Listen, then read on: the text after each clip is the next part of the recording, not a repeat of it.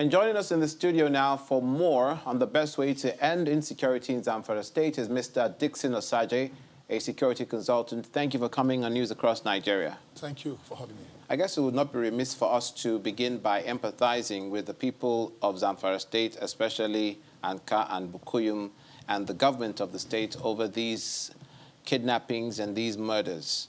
Having said that, it's also a good thing that the federal government sent a delegation as a show of support and sympathy. But what do you think is happening with the brazen nature with which these attacks are conducted and the consistency over time in the way it's been happening? Are the security agents overwhelmed? I think they're overwhelmed. Thank you for having me.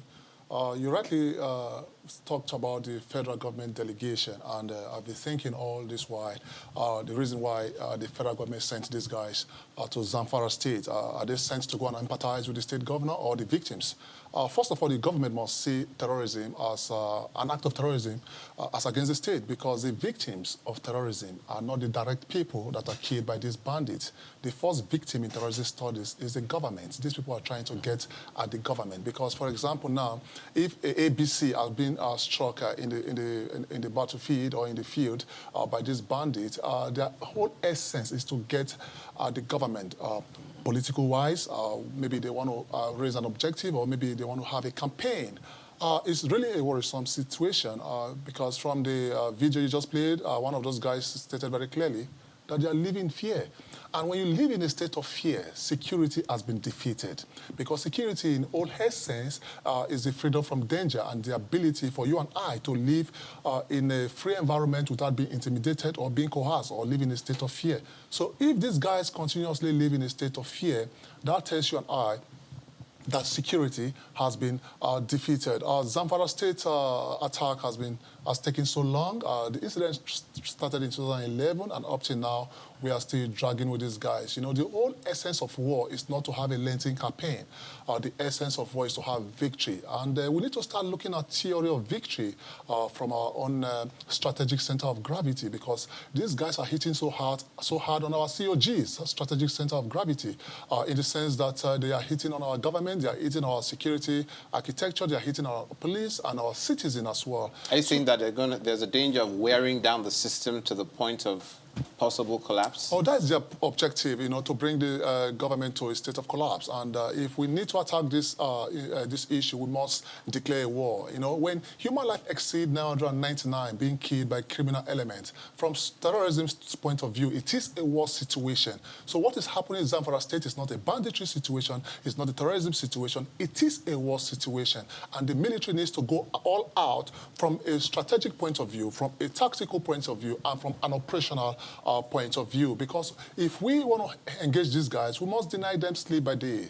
We must deny them sleep by night. Oh yes, the military are doing their best. But if the military are doing their best and we have other sister agencies supporting the military and we also have the citizen supporting the military, we are going to win this battle. But we cannot win this battle without looking at border security as well, because the high level of the porosity of our borders is on the high side. Over 1,400 illegal routes. Take for instance now, you want to kill some mosquito in an environment and your windows are open and you keep spraying insecticide. These mosquitoes will go out and come in. We need to have a closure. Our border security must be seen as a state of emergency, because these guys come in from the vulnerable aspect of our borderline and come to perpetrate acts and go back to the borderline. That's their governed space. So that seems like a long-term solution. Yeah, it is a long-term solution. For a more shorter-term solution, what do you think can be done to nip it in the bud? Because from the outside looking in, it seems pretty basic.